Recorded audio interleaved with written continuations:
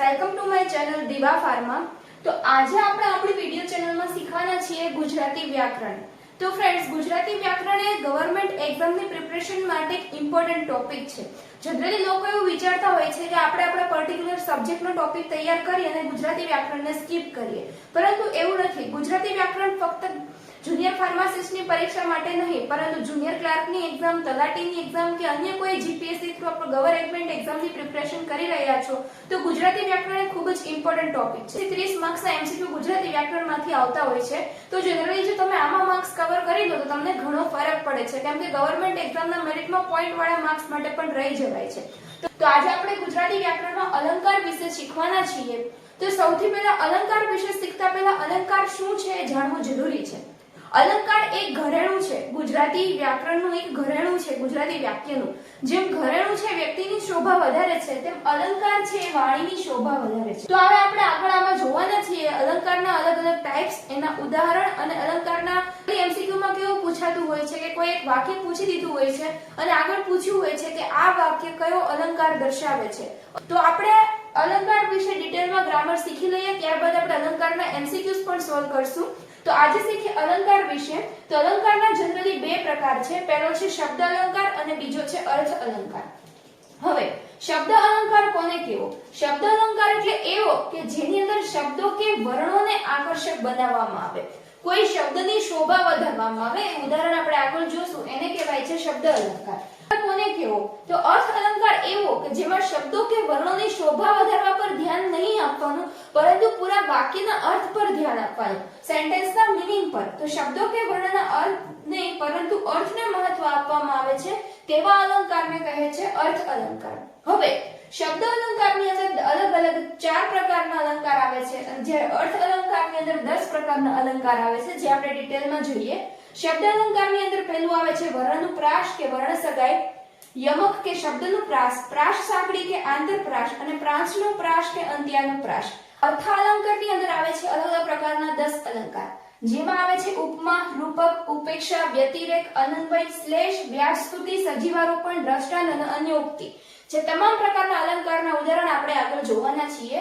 તો પહેલું આપણે ચાલુ કરીશું વર્ણાનુપ્રાસ કે વર્ણ સગાઈ, જે શબ્દ અલંકારનો પ્રકાર છે, ત્યાંથી આપણે શીખવાનું ચાલુ કરીએ। વર્ણાનુપ્રાસ કે વર્ણ સગાઈ કોને કહેવું? પ્રાસ એટલે વારંવાર આવવું, વર્ણાનુપ્રાસ એટલે કે એક વર્ણ, કોઈ એક વર્ણ એટલે કે એક અક્ષર છે જે એક વાક્યમાં વારંવાર આવે છે, તો એવા અલંકારને આપણે વર્ણાનુપ્રાસ કે વર્ણની સગાઈ કહીશું। જેનું ઉદાહરણ છે સાંકડી શેરીમાં સસરા સામા મળ્યા। તો અહીંયા સ અને સ, આમ સ 3 વાર આવે છે, તો એકનો એક વર્ણ વારંવાર રિપીટ થાય છે, તો આ વાક્યમાં વર્ણાનુપ્રાસ નામનો અલંકાર રહેલો છે। જયરામની જવાબદારી જોરદાર છે, તો જ અને જ, આ વાક્યમાં 3 વાર જ આવ્યો, જ વર્ણ રિપીટ થાય છે, માટે આ અલંકારને વર્ણાનુપ્રાસ કે વર્ણની સગાઈ કહીશું। ત્યાર પછી બીજું જે ઉદાહરણ છે એ છે યમક કે શબ્દના પ્રાસનું।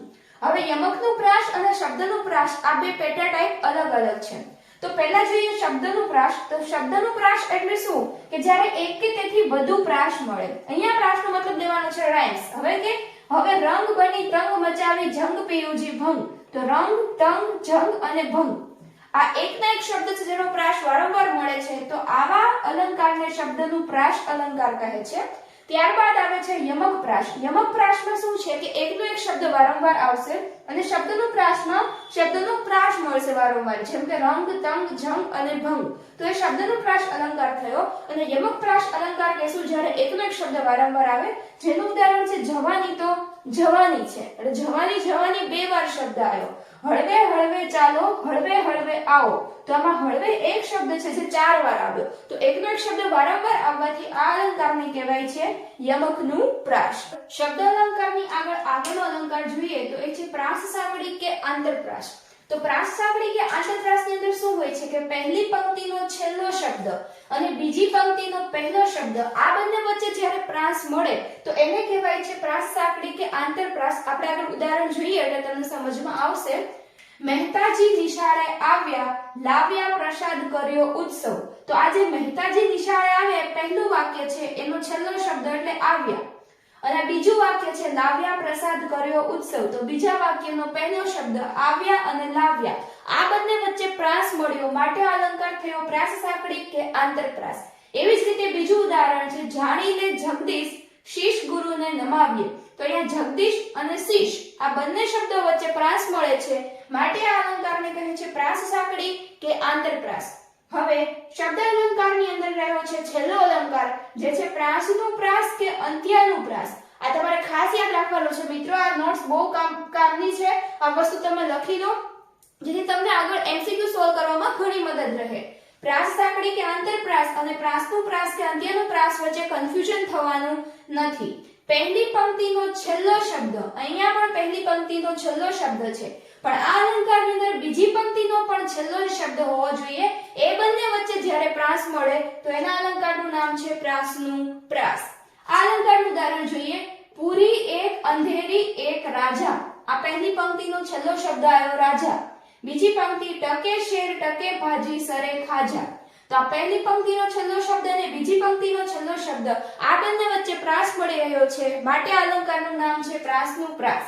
એવું જ બીજું ઉદાહરણ છે. જેની જશોદા માવલડી ગોકુળ ચરાવે ગાવલડી. તો માવલડી અને ગાવલડી વચ્ચે પ્રાસ મળી રહ્યો છે. અહીંયા આપણે શબ્દ અલંકાર પૂરું કર્યું. હવે આપણે આગળ અર્થ અલંકાર શીખવાનું છે, પણ અર્થ અલંકાર શીખતા પહેલા તમારે આ બે ડેફિનેશન યાદ રાખવી જરૂરી છે. એ બે ડેફિનેશન ઉપર જ આખું અર્થ અલંકાર સમજાશે. તો ઉપમેય અને ઉપમાન સમજતા પહેલા ઉપમા સમજી લઈએ. ઉપમા એટલે શું કે સરખામણી કરવી, કોઈની ઉપમા કોઈને આપવી, ઉદાહરણ આપવું, એને ઉપમા કહેવાય. તો પહેલા છે ઉપમેય. ઉપમેય એટલે શું કે જેની સરખામણી થઈ રહી છે એને કહેવાય ઉપમેય. જેમ કે મારી સરખામણી થઈ રહી છે તો એને કહેવાય ઉપમેય. પણ ઉપમાન કોને કહેવાય? જેની સાથે સરખામણી થઈ રહી છે. મારી કોઈ બીજા ટીચર સાથે સરખામણી થઈ રહી છે તો એ ટીચરને કહેવાય ઉપમાન. એવી રીતે ઉપમેય અને ઉપમાન તમારે બધાએ યાદ રાખવાનું છે. તો અર્થ અલંકારની અંદર પહેલો અલંકાર છે ઉપમા અલંકાર. હવે આ અલંકાર મેં આગળ કીધું. ઉપમા એટલે શું? સરખામણી કરવી. તો ઉપમા અલંકારની અંદર સિમ્પલ ઉપમેય અને ઉપમાનની સરખામણી કરવામાં આવશે. જેમાં શું થશે? જો ઉદાહરણ, દમયંતીનું મુખ ચંદ્ર સમાન છે, તો અહીં દમયંતીના મુખને ચંદ્ર સાથે સરખામણી કરવામાં આવી છે, માટે આ અલંકાર છે ઉપમા અલંકાર. આગળ, કમળ જેવો દિવસ પોયણા જેવી રાત.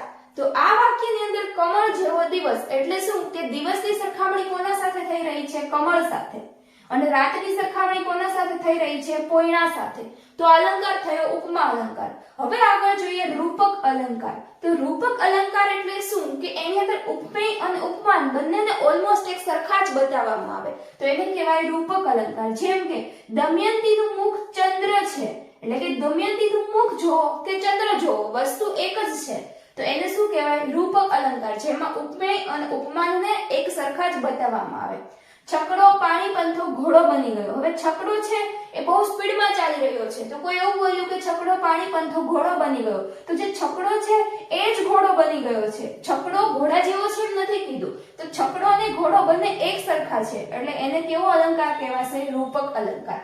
અર્થ અલંકારની અંદર ત્રીજો અલંકાર જોઈએ, ઉપેક્ષા અલંકાર. તો ઉપેક્ષા અલંકારની અંદર શું રહેશે કે ઉપમેય અને ઉપમાનને એક સરખા હોવાની પ્રોબેબિલિટી રહેશે, સંભાવના બતાવવામાં આવશે. જેમાં કે જાણે, હશે એવા શબ્દો વાપરવામાં આવશે ઉપેક્ષા અલંકારની અંદર. તમે શબ્દ જોઈને જ ઓળખી જશો. જેમ કે અહીંયા જાણે છે, અહીંયા બી જાણે છે.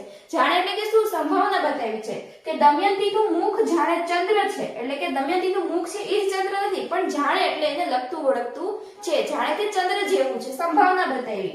દેવોના ધામ જેવું હૈયું જાણે હિમાલય છે. તો આવા અલંકારને કેવા કહીશું? ઉપેક્ષા અલંકાર. અલંકારની અંદર શું થાય છે કે ઉપમેય કરતા ઉપમાનને પણ ચડિયાતું બતાવવામાં આવે છે. એટલે એનું ઉદાહરણ જોઈએ કે દમયંતીના મુખ આગળ તો ચંદ્ર પણ કાંઈ નથી, એટલે કે અહીંયા દમયંતીના મુખને ચંદ્ર કરતા પણ ચડિયાતું બતાવવામાં આવ્યું, તો આ અલંકારને કહીશું વ્યતિરેક અલંકાર. સુદામાના વૈભવ આગળ તો કુબેર પણ ગરીબ છે. અહીં સુદામાની સરખામણી કુબેર સાથે થાય છે, પરંતુ સુદામાને કુબેર કરતા પણ ચડિયાતા બતાવવામાં આવ્યા, માટે આ અલંકારને વ્યતિરેક અલંકાર કહેવાય. હવે પાંચમું છે અનન્વય અલંકાર.